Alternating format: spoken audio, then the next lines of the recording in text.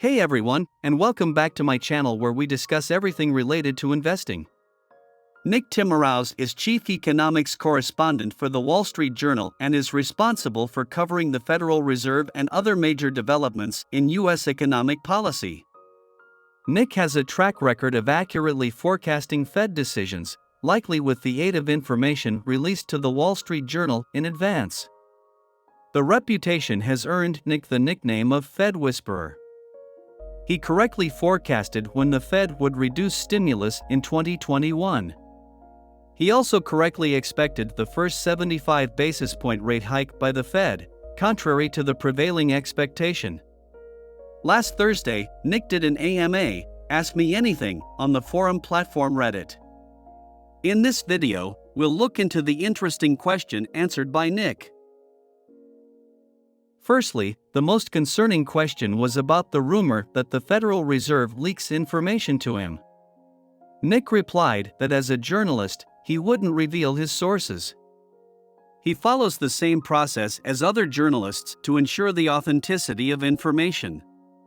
Nick did not answer directly to the question, but his response indirectly confirms that he has insiders in the Federal Reserve, thus justifying his title as the Fed Whisperer. Then, someone asked how the Federal Reserve balances its two goals of maintaining price stability and full employment. Is price stability more important, and since controlling inflation leads to unemployment, why does the Federal Reserve have this power without being elected? Nick said that the Federal Reserve has 12 Reserve Bank presidents and up to 7 governors, plus there are a ton of former policymakers. Through their speeches and interviews, we can understand what the Federal Reserve is thinking. As a journalist, the most important thing he needs to do is to interview as many people as possible to understand what the Federal Reserve is thinking, especially the subtle differences. To answer the question, at least for now, price stability is clearly the top priority because it is too far from the target. However, if both inflation and unemployment rates are high, the Federal Reserve's balance will be challenging. As for why the Federal Reserve has been given such power, Nick believes there are two reasons. First, for significant economic issues like high inflation, it is best to solve them with a long-term perspective. If there were elections, candidates would use the Federal Reserve to promote current growth to win elections. Therefore, it is best to keep the central bank position away from politics. The second reason is that it is easier to operate.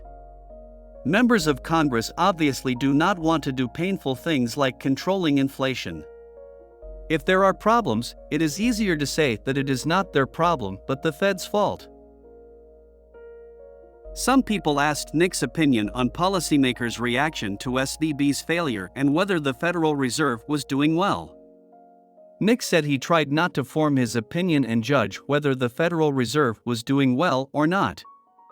He only tried to convey the Federal Reserve's meaning as fully and accurately as possible.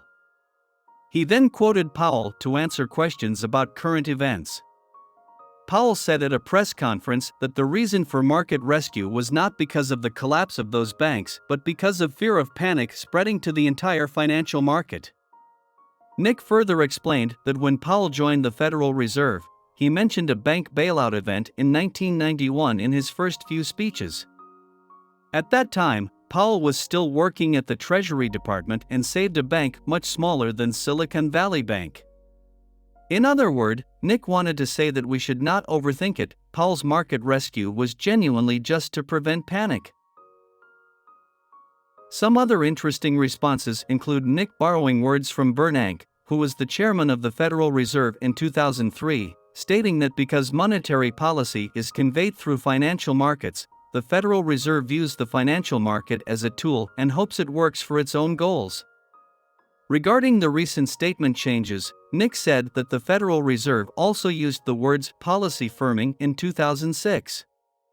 At that time, the interest rate hike was nearing its end, and these words were also used at this meeting, so it can be basically considered that the Federal Reserve will soon finish raising interest rates.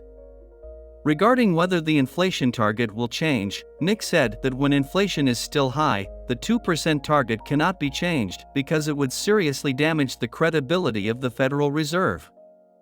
However, if it falls to around 3% in the future, it may be possible to discuss changes. In conclusion, Nick has a track record of accurately forecasting Fed decisions. So, it is worth looking into Nick's messages to understand what Fed's thinking. If you have other opinions, let's comment below. Please help to like and subscribe.